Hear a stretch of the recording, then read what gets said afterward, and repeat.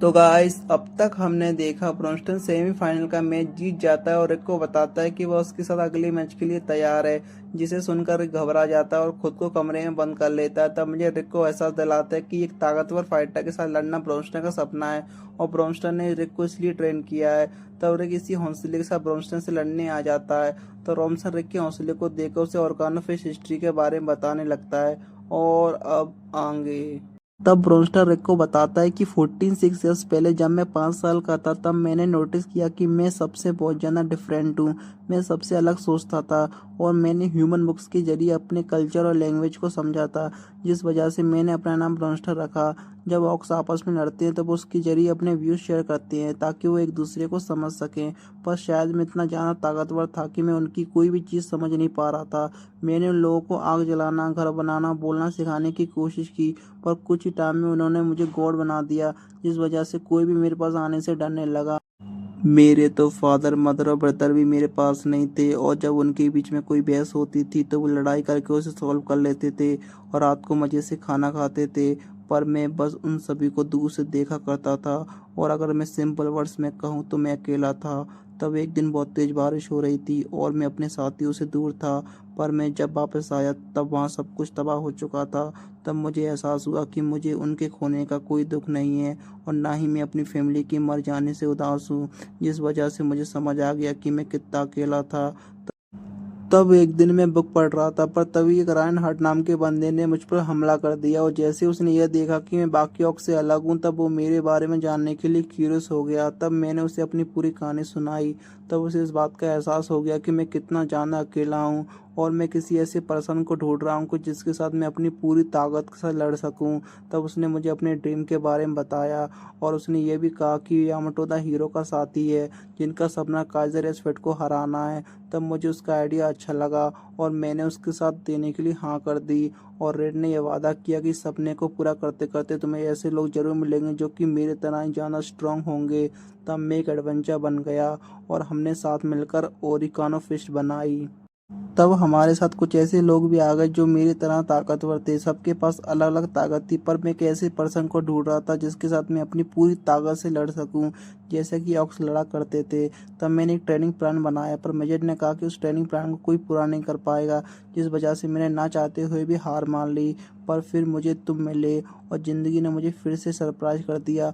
लगता है मैंने कुछ ज़्यादा ही कह दिया, तो चलो इन सभी चीज़ों को छोड़ो और अपने मैच पर फोकस करो।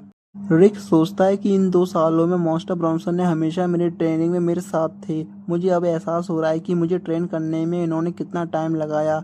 मैं इनके ऊपर बड़ी आसानी से थ्रेड स्लेयर से हमला कर सकता हूँ और एयर शॉट से इनके हमलों से बच भी सकता हूँ। पर क्या मैं सच में इस तरह से लड़ना चाहता हूँ? मॉन्स्टर ब्रॉन्सन ने मुझे बताया था कि क्वार्टर थम्स अप ऑक्स के बीच में बहुत ज़्यादा इंपॉर्टेंट होता है, क्योंकि वो लोग इसे तभी यूज़ करते हैं तब उन्हें एक दूसरे के साथ बिना डिफेंड और बिना डोज किए लड़ना होता है। तब रिक ब्रॉन्स्टन पर क्वार्टर थम्स अप दिखाता है, जिसे देखकर सभी लोग हैरान हो जाते हैं। तो ब्रॉन्स्टन कहता है तुम सच में ये करना चाहते हो? तब रिक सोचता है मुझे माफ कर देना है रेंट, पर मुझे नहीं लगता कि हम हॉट स्प्रिंग पे इकट्ठा जा पाएंगे। तो रेंट सोचती है तुम हमेशा से ऐसी थी, इसी वजह से मैं तुमसे प्यार करती हूँ। तो रॉमसन सोचता है अब जब रिक ने डिसाइड कर लिया है तो फिर इसके यहाँ किसी भी शब्द की जरूरत नहीं है। और तो रॉमसन भी रिक का क्वार्टर थम्सअप दिखाता है और दोनों एक दूसरे को जोरदार मुक्का मारते हैं, जिसका इम्पैक्ट से उनके आसपास की जमीन टूट जाती है और उन्हें चोट भी आती है। तब वो दोनों अपनी पूरी ताकत से एक दूसरे को मारना स्टार्ट कर देते हैं। तारिक सोचता है आखिरकार मैं क्यों डर रहा था, आखिरकार इनसे बचकर क्यों भाग रहा था, इन्हीं की वजह से तो मैं अपने सपने के करीब आ पाया हूँ। तो अगर मैं किसी तरह इनके कर्ज को चुका सकता हूँ तो उसके आगे तो यह कुछ भी नहीं है। तब हम देखते हैं रिक और ब्रॉन्स्टन के हमलों की वजह से अरीना का डिफेंस टूटने लगता है। तब मुझे टेलिस को अपना माना शेयर करने के लिए कहता है और सभी लोग को वहां से गायब कर देता है। तब कैल्विन कहता है आखिरकार तुमने अभी क्या किया? तब जेट कहता है मैंने उन सभी को बाहर भेज दिया क्योंकि मुझे नहीं लगता कि तुम लोग ये चाहो कि वो लोग जख्मी हो जाएं। तब अरीना का डिफेंस बैरियर टूट जाता है और सभी लोग यहाँ देखकर बहुत ज़्यादा हैरान हो जाते हैं कि वो अचानक से बाहर आ गए। तब यहाँ ब्रॉन्स्टन और रिक लड़ने की वजह से अरीना का बुरा हाल हो चुका होता है। तब स्नैप कहता है आखिरकार एक किस तरह की लड़ाई है? तब एंजेलिका कहती है रिक ने ब्रॉन्स्टर के ऊपर ज्यादा हमले किए हैं। तब स्नैप कहता है पर ब्रॉन्स्टर के हमले रिक से ज्यादा स्ट्रांग हैं। तब रॉमसन रिक को मुक्का मारकर नीचे फेंक देता है और हम देखते हैं रिक को उठने में दिक्कत हो रही होती है। तब ब्रॉन्स्टन के साथ की हुई ट्रेनिंग को रिक याद करता है और दोबारा से अपने पैरों पर खड़ा हो जाता है। तब ब्रॉन्सन और रिक दोबारा से लड़ना स्टार्ट कर देते हैं और ब्रॉन्स्टन को मजा आने लगता है। तब वो रिक को जोरदार मुक्का मारकर दूर फेंक देता है, जिससे रिक की अरीना की दीवार टूट जाती है।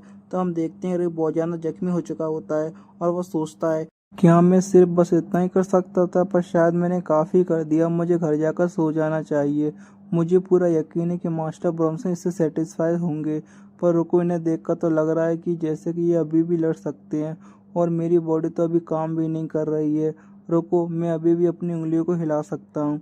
तो अंजिलिका कहती है, मेरे हिसाब से अभी ये लड़ाई ख़त्म हो गई है। तो रिनेट कहती है, अभी नहीं। तब एलिस कहती है, वो तो अभी सीरियस हुआ भी नहीं। तो रिक सोचता है, मास्टर ब्रॉन्सन के लिए एक लड़ाई है, पर मैं अभी उनके सेम लेवल तक लड़ा नहीं हूँ और यह चीज़ मेरा कर्जा उतारने के लिए काफ़ी नहीं है। तब हम देखते हैं रिक की इनहेरिटेड स्किल एक्टिवेट हो जाती है। तो रेड कहती है, ये है मास्टर रिक की इनहेरिटेड स्किल रेक्लोस सोल। और यह देख कर ब्रॉन्सन शॉक हो जाता है। तब मैजिक कहता है, देखो वो सरप्राइज हो गया।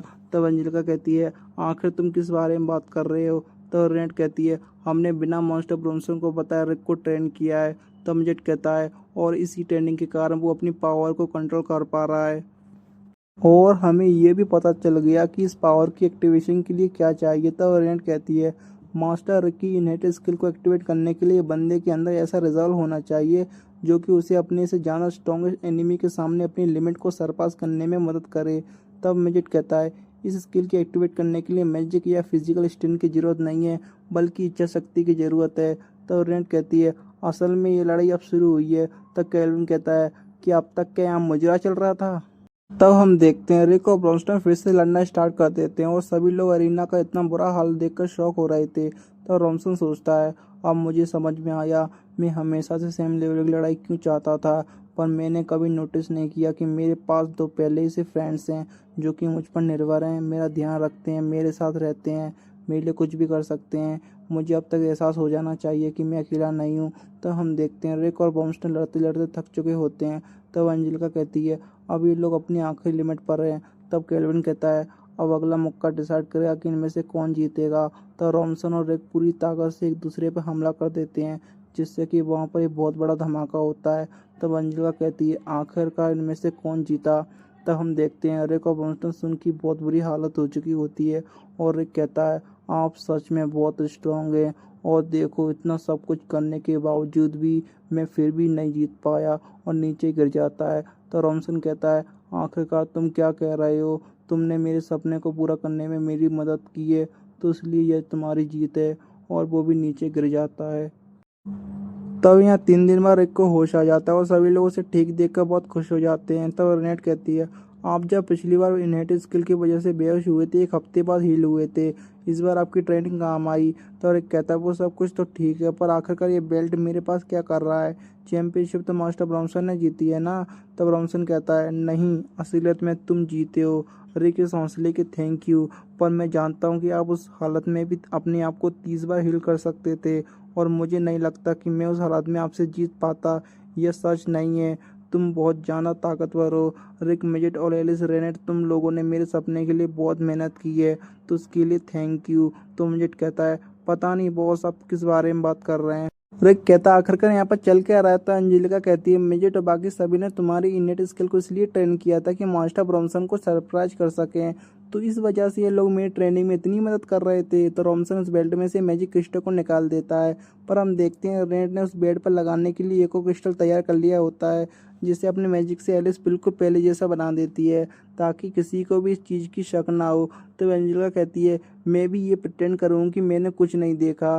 रिक कहता है, वैसे मुझे ये बताइए कि मिस्टर रायन कितने बूढ़े होंगे। जमाटो की कहानी में तो 200 साल पुरानी है, और अगर उन्होंने कोई बुक लिखी है तो वो सच में बहुत ज़्यादा बूढ़े होंगे। तो रॉमसन कहता है, किसी को नहीं पता कि उसकी कितनी एज है, पर उसकी नेटिव स्किल की वजह से वो ज़्यादा देर तक जिंदा रह सकता है। तो फिर आखिरकार वो उस टाइम कहाँ पर हैं, क्या वो किसी तरह के कोई स्पेशल मिशन पर हैं? ऐसा कुछ नहीं है, वो इसलिए भाग गया है क्योंकि वो बुक्स को वापस करने वाली डेडलाइन भूल गया था। तो यहाँ स्नैप केल्विन से कहता है, ब्रॉन्सन और केल्विन ने चैंपियनशिप से मना कर दिया है और उन्होंने अपनी फाइटर हिस्ट्री को भी डिलीट कर दिया है, जिस वजह से तुम फिर से अब चैंपियन बन गए हो। तो केल्विन कहता है, पर मैं फिर भी खुद को चैंपियन नहीं मानता हूँ। तो स्नैप कहता है प्लीज़ हमें आपकी ज़रूरत है, कम से कम इस बेल्ट को तो अपने पास रखिए।